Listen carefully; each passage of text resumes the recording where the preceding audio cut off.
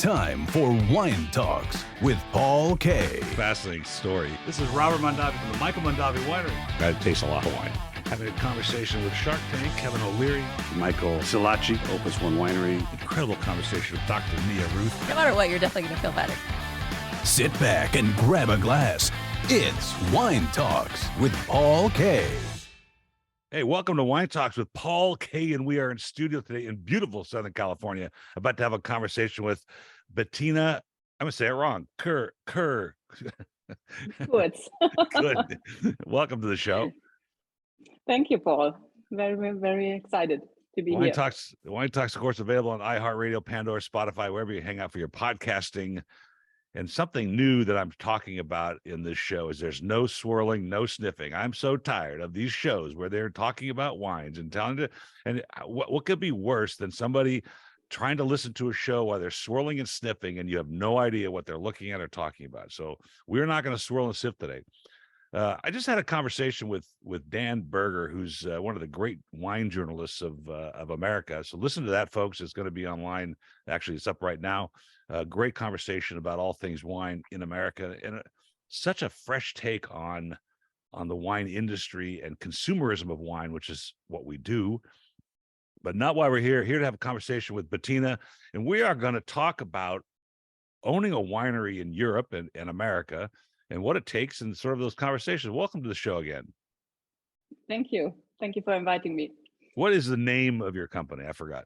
The name of my company is Viva Business. Viva Business.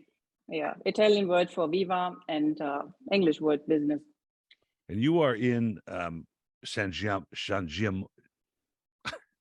Man, it's early. It's not early in the morning, but it's morning here. Yeah, I understand. San Gimignano.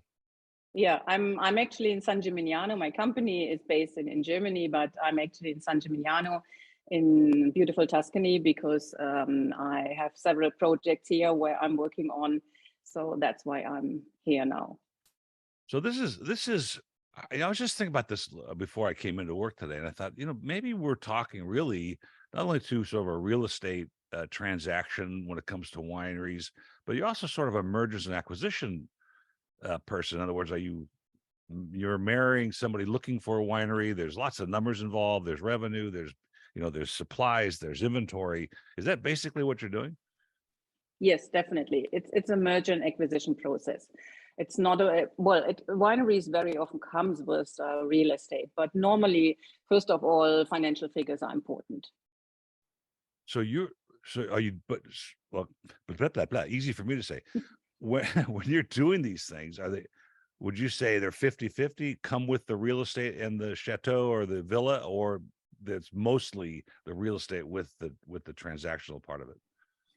So we are, as well as most of our clients, are focused on the pure wine business. But of course, very often it comes with the real estate, and you need some real estate. You need a cellar, you need a farmhouse to welcome guests for tastings. So it is always linked to real estate. We are not a real estate broker, but of course we know how to evaluate real estate in various regions. There's there's sort of philosophy, I guess, in business in general, when you have a company, and I'll admit, with the Wine of the Month Club here in America, after my 35th year, my strategy really was to sort of move the company around and use the company to acquire the real estate, in the sense of supporting the mortgage with leasing it to the company. But it would seem to me, if I'm buying a winery, I'm going to want that vineyard. I'm going to want that villa. Is that not generally the case? It might be difficult when somebody just wants to buy the wine business and is not interested in a villa, in a chateau, whatever comes with it. Yeah, but and then of course we have let's say other clients who are looking for a beautiful villa, for a beautiful chateau with the vineyards just around the villa. It's sometimes it's really difficult to find a perfect fit, but we do have a lot of wineries to offer. So we talk with the client, we suggest some businesses who might be the right fit, and then we start from there. So when a client calls you and you're worldwide, we'll talk about those regions momentarily, but when a client calls us, look, I want to get into the wine manufacturing of wine, and I never done it before. What's your first piece of advice? Are you nuts or what? Well, it's not that we give immediate advice. We first of all ask a lot of questions. So we want to know, what is the reason why you want to get into wine business? What is your favorite wine? What wine regions do you love? Do you have a favorite region you want to go into? All these kind of questions to understand where he come from, of course, what is his core business and so on, where does he come from, and where does he want to go to. So is it more a lifestyle investment? Is it a family house with some nice vineyards around? Is somebody able to distribute wine with the help of his other companies worldwide? So there are a lot of questions to ask before we can give advice. Do they come to you thinking, and I'm sort of saying this tongue in cheek, sarcastically, and I have my own viewpoint, particularly in Southern California and Northern California, trying to buy a winery. Do they come thinking that this is going to be a profitable adventure, that this is going to be so much fun, that we're just going to live this lifestyle and we're going to have wine and we're going to sell it all over the world, we're going to travel? Is that the general anticipation? No, it is not, because most people are no, definitely not. No, most people are coming from other businesses, being entrepreneurs for most of time of their lives. Of course, they know what business mean. They know what merger and acquisition mean. They really come to the point, and they're looking for an investment which with a return of invest at a certain point of time. Of course, they sometimes do not know that having a winery, owning a winery, there's a lot of work to do, even if this is a profitable winery. So there's always a lot of work to do. It's not only the work in the vineyards, not in the cellar, but of course a lot of work in marketing and distribution. So and then we start to advise whenever we understood what somebody's looking for, what he wants to do, what is his background, what he is capable to do, and what he's not capable to do. And then we start talking about different opportunities. You find then, because you're worldwide, correct? You sell vineyards and with a focus on Europe, but we are working worldwide. And when it comes to the clientele that comes to you, or would it be an Italian buyer that's looking for an Italian villa or winery, or do you see sort of a mixture of ethnicities reaching out to different parts of the world to make wine? Like, let's say a German who wants to buy a winery in Argentina, those things, or is it mostly staying home? Yes, yeah, it's a complete mixture. It's not really. Sometimes, of course, we have Italian people asking us to give a hand finding another Italian winery in a different region. But we have a lot of clients who are looking in other countries. Or sometimes they just come and say, okay, look, I'm looking in maybe in Europe, but I'm open to buy something in South Africa, or what about Argentina? So of course, this is the way we start talking. It's such a difficult business, and it really is farming. I mean, if you're buying, of course, the vineyard, then yeah, I suppose it's more farming than not. But when it's all said and done, owning a winery is about what's coming from the field, what's coming from the farm, and then creating wine.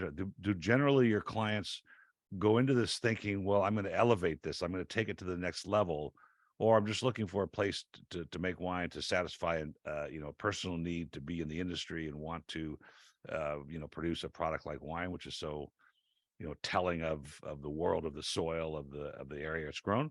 Or do you think, like, for instance, there's a lot of, not a lot, but there are wineries, for instance, in Australia that were owned and were bought up by executives of American soda companies, and their idea is, we can sell liquid in a can, I should be able to sell it in a bottle. And then they find out that selling soda is a lot different than selling wine or alcohol. So do they come into it thinking, well, I'm going to advance this facility and make it better than it is? Yes, definitely, because most of these entrepreneurs, they come from other businesses. They are used to make it more profitable. So yes, they are interested in doing this, and of course, then we start with our advice that, of course, the best work is done in the vineyard, not in the cellar, because whenever you have sane grapes, then you are able to produce a good wine in the cellar, and that's the important fact. So nowadays there's also a lot of interest in organic wine production, which wasn't like that 20 years ago. So organic, even biodynamic. We have clients asking for kosher wine production. Wow. Vegan production. So there's a lot of interest. And yes, people who are interested in vineyards nowadays, they want to take it to the next level. How long have you been doing this? How? How long have you been doing this? Oh, I'm in the business now for 12 years. And so what would be the least expensive manufacturing, going manufacturing or going concerns, we would say, that you've sold, the least expensive? The least expensive.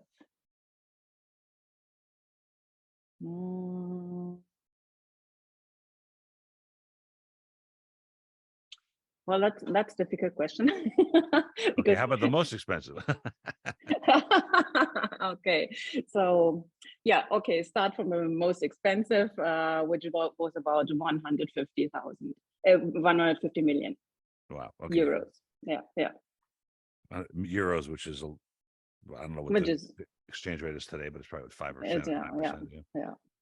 And then the least expensive is more that people are going to invest, because normally, I see. Because least expensive would mean we start from 3 million onwards, talking about European vineyards. So the lowest valued, forget the a partial interest in a winery, but the lowest complete value of a winery sold, whether it was a syndicated or whether it was a sole owner, would be 3 million is where you start. Yeah. And then we are talking about, depending on the region, we are talking about 1 hectare, 3 hectares, 5 hectares, 10 hectares, but not more. So 10 hectares for the listeners would be 22 acres or so. Yeah. Which is a substantial amount of land for that. And the reason I asked is the trend in prices right now for wineries headed upward, or is it stable, or is it headed downward a little bit? Now, it's always increasing a little bit because there's a huge interest in vineyards, and for most European regions, for the renowned regions, of course, it is increasing. And so, because there's this whole thing about the millennials, the Gen X's, Z's, whatever letter we're on, they're not buying as much wine. But I'm wondering if that's more of a North America issue than it is worldwide, because wine in the culture in Europe is much more stabilized and more embedded than it is in America. But consumption's up in your part of the world then?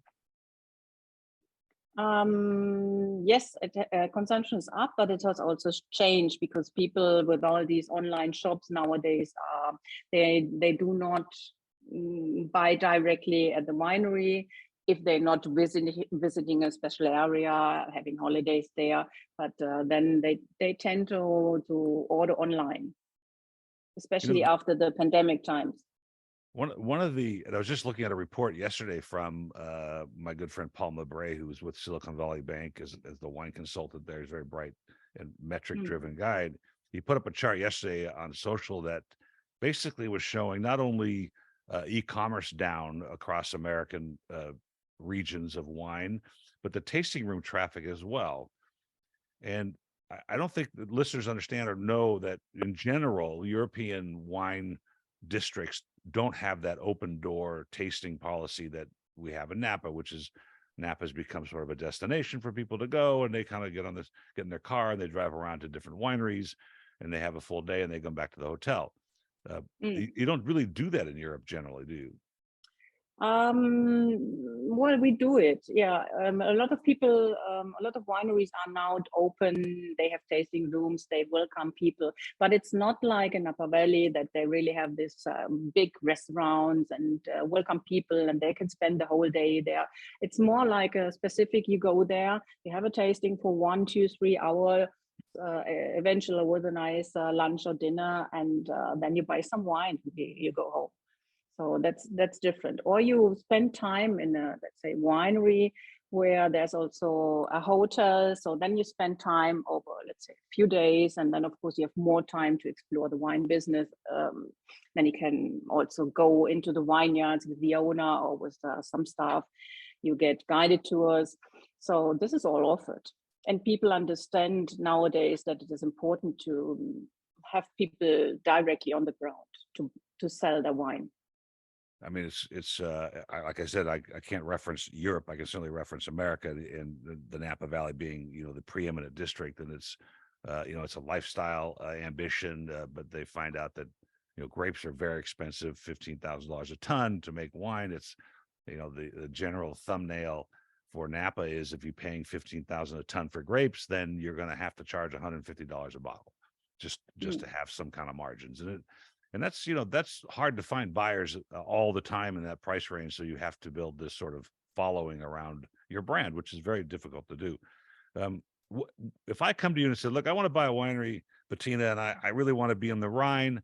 And what metric do you use to evaluate the value of that winery? Is it a profit margin issue? Is it a processing capability? Is it the source of the grapes, the contracts the winery might have? What are all the pieces that go into saying, yeah, we think this winery is worth 150 million euros?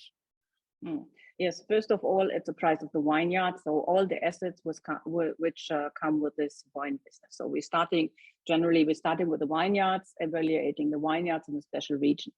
So talking about 20,000 up to 1 million, 1.5 million per hectare in different wine regions, not only talking about Germany, but talking about general Europe, Italy, France. And then we are evaluating, let's say, the cellar equipment, of course, the EBITDA. It's a kind of due diligence, like a M&A acquisition. And it is also important to understand, yes, the process in the complete chain of wine production. Yeah, so is it, how modern is the equipment? What do they do? Is it already organic certified? So all these kind of different levels we have, then to find out which is the right price. Because I work with a very close friend here that does a little bit of this in America, that actually is quite adept at it. I'm assuming the metrics would be the same. In other words, if I'm going to buy a winery in Europe or in Napa, I'm going to look at probably the same kind of numbers and determine its value based on that. Is owning a winery not key personnel related? In other words, I've never made wine in my life. I drink it at home. I think I understand it, but I'm going to buy a winery now. I got to make sure my key players are intact all the time. How do we do that? You mean the key players are intact? What do you mean? But like make sure the winemaker's not going anywhere when they find out that the family's selling, or making sure the director of marketing is not going anywhere because the current owner is selling. Do you have any issues or any problems with key personnel wanting to move on because of the ownership change? Okay, I understand. No, very often, of course, the key personnel working for a long time for wine business, they are very much interested in staying. So it's of course the new owner's decision if he wants them to stay. But most of the time, the enologist, the winemaker, the agronomist, people working as staff on the winery. Most of the wineries have the staff who wants to stay, and most of the new owners wants them to stay, at least for the first 1, 2, 3 years. Do you see a difference amongst loyalty and or manufacturing processes between countries? In other words, like you just said, that the winemaker's probably going to want to stick around, he or she, to help the new owner. But you see a difference in loyalty from different parts of the world, like Napa, they're not as loyal, or they are more loyal? I can't say that in general. No, it really depends on the team on site. Yeah, so this is something you will find out whenever you go and visit, when you're going to talk with all these people at the winery. When you start talking with a winemaker about what he wants to do in the future, and of course you have to find out if it's really the right fit for the new owner. Sometimes a winemaker which is used to do the same work for 20 years and he has a certain age, sometimes really doesn't want to change completely. So then of course it doesn't make sense to keep him. And at that point, some of these winemakers also realize that and say, well, I can stay for another year to help the owner to get acquainted with all the process. But then after a year, I really want to leave, maybe start a new little project. Well, you seem like you're pretty straightforward. So would you ever tell anybody, look, I don't think this is a good idea for you. I don't think you quite understand, what you're getting into. Do you just make that advice? The advice? What kind of advice? Do you ever tell somebody, look, it's not for you. I don't think you should be doing this. Well, not that directly, but of course you at a certain point you sometimes understand quite well if it is a right fit for somebody or not. All right, we're gonna role play a little bit, and I'm gonna call you, and I got your name off of the internet, which is where I stumbled across your LinkedIn listings. So I'm going to call you now and say, hi Bettina, I'm Paul. I live in Southern California, and I've been interested in a winery, an organic winery in or around Siena, Italy. Do you have anything? Yes, of course, we have different opportunities, but let me ask you, what are you looking for? Do you have any idea about the size, about the wine region you are looking for? Do you have special wine you like? Well, I'd like to produce between 15 and 25,000 cases a year. Certainly a big fan of Sangiovese. That's why I want to be in or about Siena. And this is going to be a hobby. It's going to be fun. I want the lifestyle. I want to bring my kids and my family, and we'll stay at the chateau or the villa for a little bit, and then we'll go. But I want to make money. So you want to make money. Okay, so talking about the region around Siena and or all around Tuscany, there are a lot of vineyards that make Sangiovese, but of course if you want to make money, you have to go to the renowned wine regions, like for example Chianti Classico, Montalcino, Maremma, which is a new starting or has started a few years ago with also Sangiovese wines. So you can make really excellent wines all over Tuscany, but if you want to earn money, then of course you have to choose a region where a bottle costs not just 2 or 3 euros. And when would if I was to invest 25 million euros, when would I expect under regular circumstances to see that money back again? How many years? How many years? Like, when would I earn my 25 million? If I'm investing it at some, return on investment under regular circumstances in Europe, would I get my money back, and when would that happen? Okay, so if it is a running business and you are able and capable to then put it again to another level, we are talking at least about 10 years. The ROI is 10 years, if not longer. Yeah, if not longer. Because wine business is also an invest. It's always, let's say, whenever you have a perfectly equipped winery with a cellar, with modern equipment and everything, but over the years, of course, you have to change. You have to buy new barrels and so on. It's not just that you have your equipment, you have your wine business. You just pay your staff to make the wine production, but of course, you're going to invest. And if you want to take it to the next level, what most of the people want to do, even if it's just a nice lifestyle investment, then of course you are constantly investing, not a lot of money, but you're going to constantly invest. Well, barrels, I think when I started doing this business, barrels were like $400. Now they're like $1,200. And, Yes. And then you've got changes that occur in the wine business, which I think is a very important part of investing in a winery or anything that's agricultural, but wine in more particularly organic or biodynamic wines, and we'll talk about that in a minute, is I'm not going to get that same yield every year from those vineyards, or I'm going to want to reduce the yield to hopefully increase the quality of the grapes, or I'm going to want to increase the yield and maybe reduce the quality of the grapes a little bit to get more volume.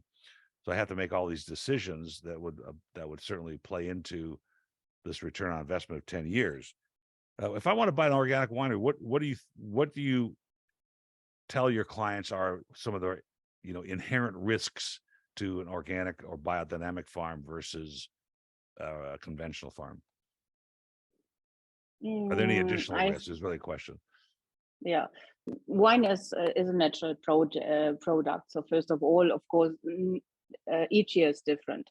So even if you have conventional wine production in comparison to organic wine production, a lot of wineries which are not certified organic, they work nearly the same nowadays, because most of them have realized that it is important to bring a very good product to the wine drinker, and so there is not such a huge difference. There's of course a difference between biodynamic and organic, because with biodynamic production, of course, you have to be every day aware of the weather conditions, of the heat, of rain, of everything, and that's much more work. So this is much more effort you have to bring. Are the operating costs to biodynamic farming 20% more, 50% more than a conventional farm? In terms of staff and the daily work, it would be 20 to 30%. Because there was one argument that pesticides, herbicides, insecticides are not inexpensive either. They're expensive, and that actually possibly running a conventional farm could cost more than organic. I find that hard to believe in my understanding of particularly biodynamic farming, where you have to be like intimately knowledgeable about basically each vine, because the soil changes, everything changes in a matter of meters, and so each vine sort of needs hand holding. Is that accurate? Yes, right. But conventional winemaking does not mean that you know what your wine production is like every year. Even with conventional wine production, every vintage is different. So it is always wine changes over all the years. Every vintage is different. Well, it's funny, and I've said this before on the show many times, but I think it's so important. Michel Roland was consulting with a friend of mine's winery in Armenia, and he told her, yes, you can grow here. You can probably grow nice grapes. It's been actually, the region's very, very old for wine, but now when you start to plant, it's going to take us around 100 years to figure this out. And she's like, I don't have 100 years. I'm already 35 years old, So, but the sentiment is accurate. There's so many variables when it comes to farming that could affect your grapes that it would take you a long time to know all of the different emaciations to make decisions on what you're going to do when it's time to farm. And so how does global warming then play into some of the decisions of these buyers? And what part of the world have you seen the greatest effect of global warming in the wine business? Yes. So of course, there's a huge impact of the global warming on different areas, wine-grown regions, and more in the southern part of Europe than in other, let's say, also in Germany. Of course, every region is warming, but it is more in Italy and southern parts of France, where they really got difficulties with the drought. So, and of course, they have to change their mind concerning their own wines, because, as you know, with the heat, There's more alcohol in the wine at the end, and so this is a different way of farming. Some try to shadow the wines. Some are already thinking about making new vineyards in other regions, not in other regions, but in other plots of their vineyards.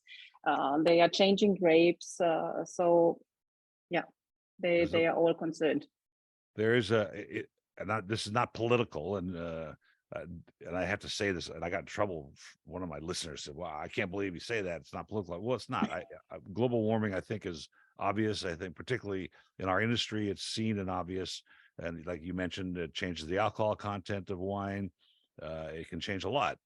At the same time, what's interesting, what it's done is it's opened up other parts of the world to wine growing that otherwise weren't very good at it. Let's just say Sussex, England, where they're making what I think world-class champagne or sparkling wine. And you know, I found my father's notes from his travels in the 70s to England wine country, and you know, they're not very good. No, definitely. Have you done business in England since this sort of new appellation has occurred? Yes, of course. We also looked at the, let's say, Sussex vineyards, and of course we are in some projects there with some of our clients, and of course that's very interesting because it's amazing that you are able to produce champagne there, even if you're not allowed to call it champagne.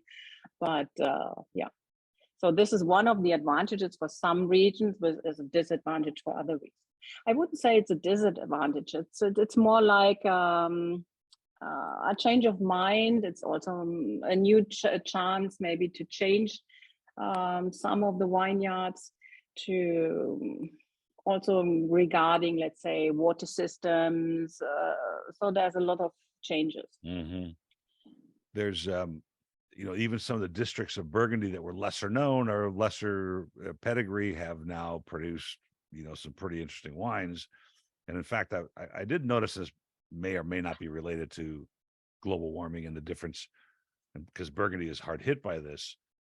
But I have noticed that a raise in quality over the last few years of entry level Burgundy, because in my general opinion, entry level Burgundy, the whites and the reds, you know, they don't really match up to their equivalent counterparts in other parts of the world as far as, you know, I think the palatability and the quality of the wine. But I've had some very good Burgundy, Bourgogne Rouge and Bourgogne Blanc lately that, you know, would have been different a few years ago. And so some of these districts are getting better, even in they are Beaujolais as well.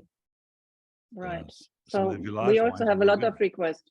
We have a lot of requests for Burgundy, because wine just have changed so much, and a lot of people would like to invest into Burgundy, which is interesting.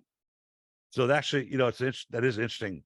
And I've told the story, but you know, most or many wine enthusiasts that really, you know, want to understand this business more, actually the wine itself, they say all roads leads to the study of Burgundy. And I'm there now, and that's a very expensive study, because you know the wines are expensive, but the change in terroir, the tectonic plate changes, if you really want to get granular, you know, how the tap roots are touching certain types of soil as they go deeper and deeper, is pretty fascinating. But I understand that there's some very archaic laws, or let's say ancient laws, ancien as they would in France, that preclude outsiders from, or make it difficult from non-French or non-Burgundians to own land there. Is that true? Yeah, that's absolutely true. And it's not only for Burgundy, it's also for other wine regions, for Champagne, all the renowned wineries. It's kind of inner circle. A lot of wineries in this area. If you talk about Barolo, if you go to Brunello, It's always the same. So there are a lot of people from the area who build up the wineries, and from time to time, of course, there's a new investor coming in, buying a vineyard, bringing it also to the next level. But of course, people do not want to let a lot of investors into the wine region. So this is also a work which has to be done very carefully, and investors are always welcome whenever they are open to the region, when they want to understand the culture of winemaking in the special region, and this is also some of our advice, of course. How long would I have to wait if I came to you in another role play, in another telephone call? Bettina, I would like to own a winery in Burgundy, a physical winery, the actual structure. And maybe there's some pretty small plots out there, so maybe a couple of hectares. How long would I have to wait for you to find something that the government would allow me to buy? Well, sometimes you're lucky and you immediately identify something, or we have something, but otherwise it can take 1 year, 2 years. So when you're looking to buy into a special region, then you need also some time. It's not that you immediately find something. So, for example, in renowned wine regions like Piedmont, Montalcino, there are only a few vineyards available, some hectares, not even a complete winery with cellar equipment and so on. And so there are single opportunities, not really off market, not really known to everybody. And this is what we can offer in this moment. When you want us to search, we go and search for you. But of course, this takes time, because sometimes we are able to immediately identify. Sometimes it takes longer. Because I think I've seen listings before in Bordeaux, where it seems like if I really wanted a chateau in Bordeaux, I could find one rather easily compared to Burgundy or Montalcino. I assume some of the premium districts of Italy are the same as far as the scarcity of availability. But for sure, I've just noticed, because I think I'm a Francophile, that much easier and faster and available are wineries in Bordeaux versus Burgundy. Do you find, is that true? Yeah. Do you find a reception issue? Let's see, how am I going to put this? Do you find if I'm an American and I want to buy a winery in Bordeaux, let's say, are there issues with how the locals perceive me or treat me or engage me? Sometimes, yes, of course. But as people used to travel a lot nowadays, and people, they are in different cultures, they try to understand different cultures. Of course, it's like everywhere. Whenever you come to a small village and you're new to this village, people will look at you. They will not immediately make friendship with you, of course. And so it's always the same all over the world. And of course, if you're then entering into such exciting business like wine business, of course, everybody looks at you. Everybody wants to understand what you're doing. If you're doing it the right way, there are so many different right ways for different people. So yes, of course.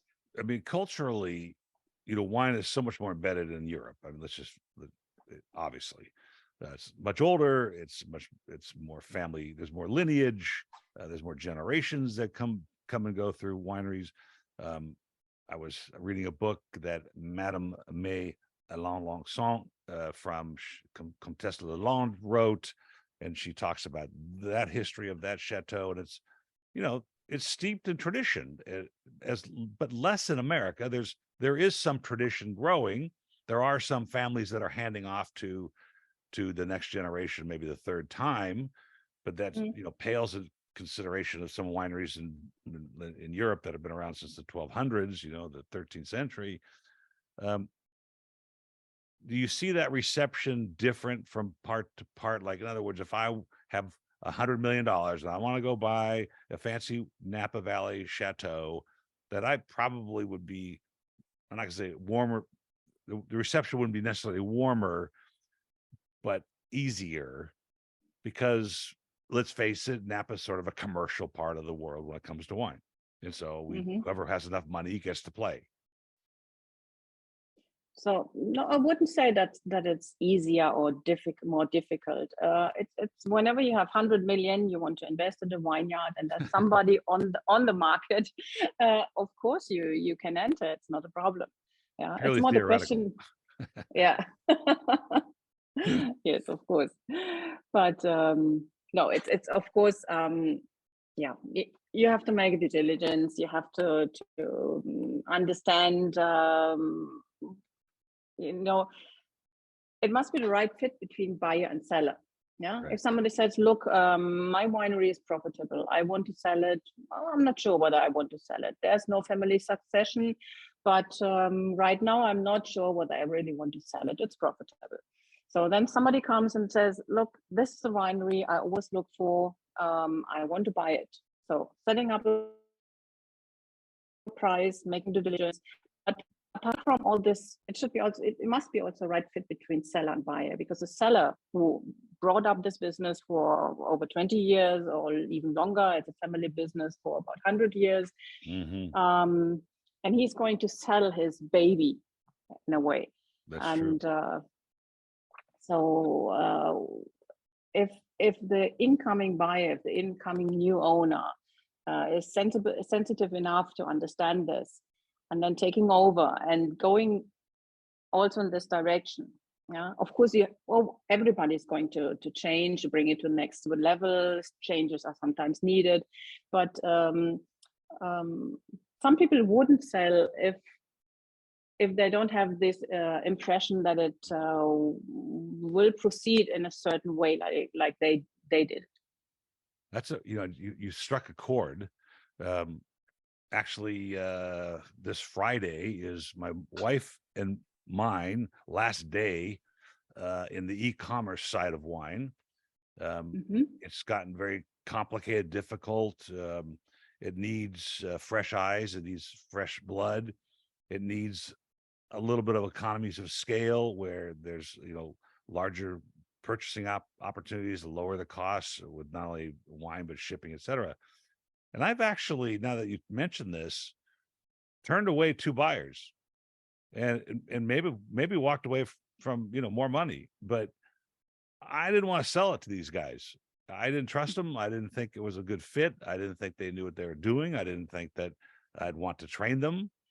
I had spent a lot of time with somebody once they closed escrow and we had to continue. So that's a really good thought. And I would think with the wine business, particularly somebody's family business, that would be a very important part of a sale. Yes.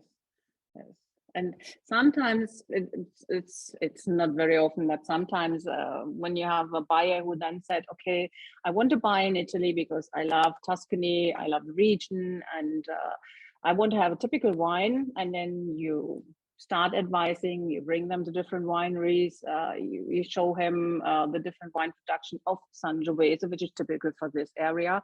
Yeah. And then he said, okay, I'm interested in buying, for instance, in Montalcino for 1 million. So we are going to buy 2 hectares. But,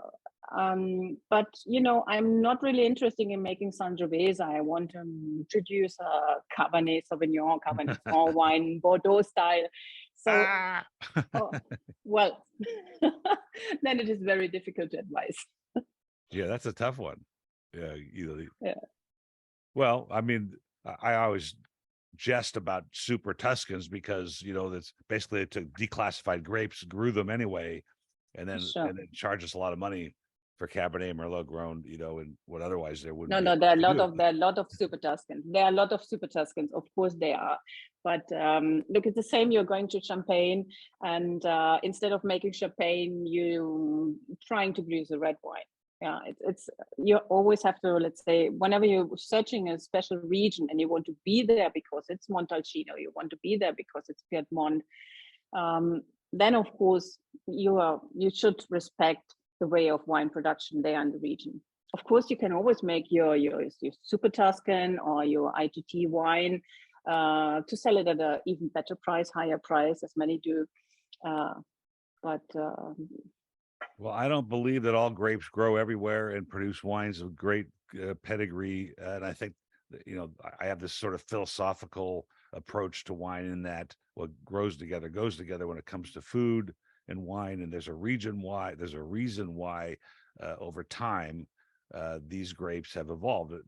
Even the history of wine in California, which starts in the 1700s, none of the grapes that they were growing in those days exist anymore. Maybe one, because they found that the better suited grapes for better soils and better character, and everything's better about it. When on sure. the interested to know what with the pandemic, the wineries that were well equipped with e-commerce in Napa, and I was up there just weeks before the pandemic hit. The rumor of the pandemic and the lockdown were occurring, and there were a lot of wineries that had no internet presence of any consequence. And as we know, it's very important for a winery to have a direct-to-consumer club. It has a lot to do with their profitability because they get retail, sales out of right from the cost of manufacturing, and no distributor in the middle. But how did Europe react to this? Is it important in Europe to have a robust e-commerce business? And if you didn't during the pandemic, were there issues? Yes, there were, for some family wine businesses, there were huge issues during the pandemic, because then they realized that, of course, they weren't able, because a lot of distributors and retailers, they had full stock, because also they had some struggles to sell the wine. So whenever distributors and retailers sold their wine, they took it out of the stock, but they were not reordering wine. Mm-hmm. So wineries realized, especially smaller family-owned wine businesses, they realized that they had really missed to build up an e-commerce online shop. And of course, during pandemic times, a lot of wineries then realized and started building up in their own shops. Yeah. Are there any restrictions? We have 50 states in the United States. I contend that we never actually repealed prohibition. We only gave it 50 different versions by taking it off the federal rolls, but every state has their own prohibitions. If I remember right, there aren't any really in Europe, but I'm wondering if you go from Italy to France or France to Spain or Spain to Italy, if there are shipping restrictions to wine. No, they are not really. I'm in the wrong.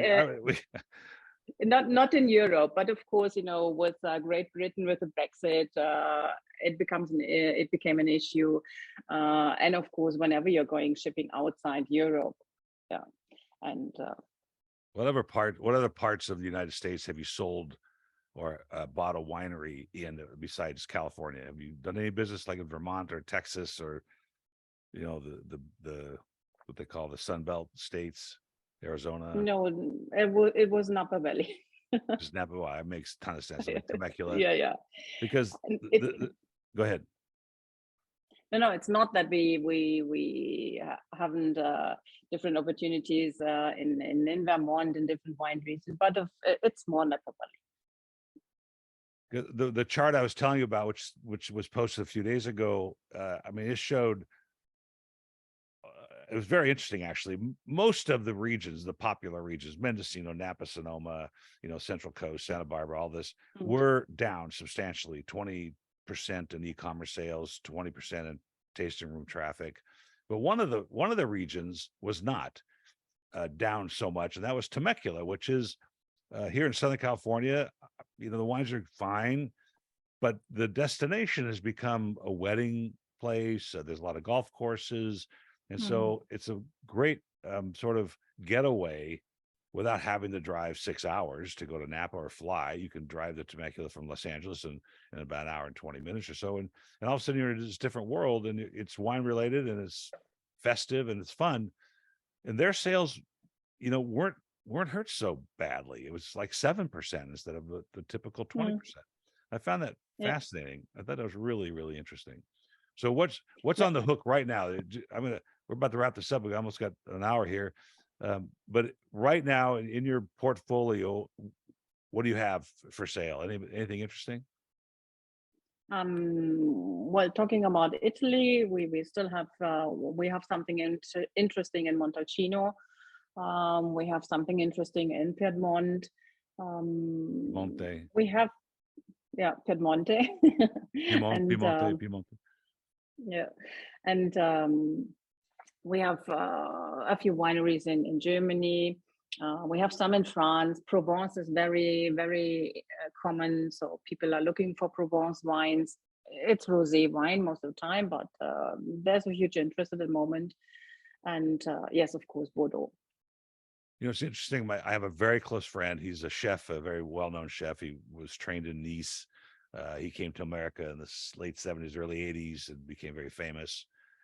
His name was Chef Joachim, and he took his money from selling his restaurant chain and bought a chateau in Valois in the Rosé district in Provence.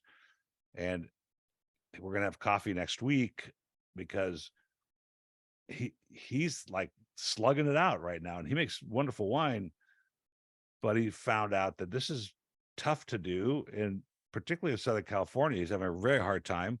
And one of the reasons is, and I'm wondering if you've sensed this or seen this with some of your sales, because in America, the consolidation of distributors has been prolific. So each distributor now is getting much larger. All the small guys are going away. There's no individual importers, or there's none, but there are less importers that have people on the street that are bringing in interesting wines.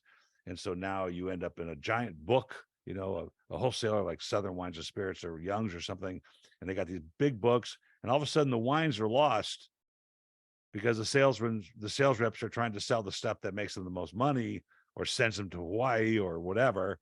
And all of a sudden these brands like chefs are being sort of walked over. Have you like on a post sale, has anybody come back to you and said, look, I didn't realize this was so hard, or why am I having difficulty here or there? Anybody do that?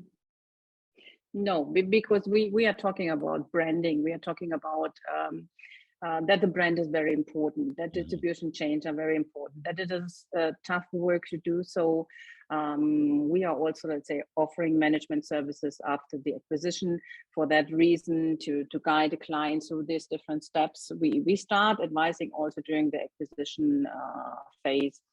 And that's very important.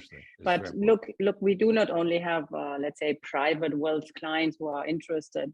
We are also, let's say, have wine dynasties who are looking to acquire other vineyards to put it into their existing branding. These big companies all over the world. We also have hotel businesses who are looking to buy a hotel coming with a vineyard, with a wine business, because they want to link it to make it easier to sell wine to the hotel guests, coming back to this wedding style and event location. So there are a lot of different clients. Oh, that's interesting. Well, this has been a fabulous conversation, and we're going to be in Italy in September. We're going to be in Tuscany. I'm not sure where this villa is, but I hope we have a chance to meet and have a glass of wine together. Great. I would appreciate that. As long as you're still going to be there. I don't know if you had to. Yeah. I'm always traveling Germany, Italy, back and forth. So I will be in Italy in September. Very good. I look forward to seeing you then. Thank you for the time this afternoon for you and this morning for me. But it's been a fascinating conversation. Yes. Thank you very much for inviting me. It was a pleasure, Paul. You're welcome. Cheers. Cheers.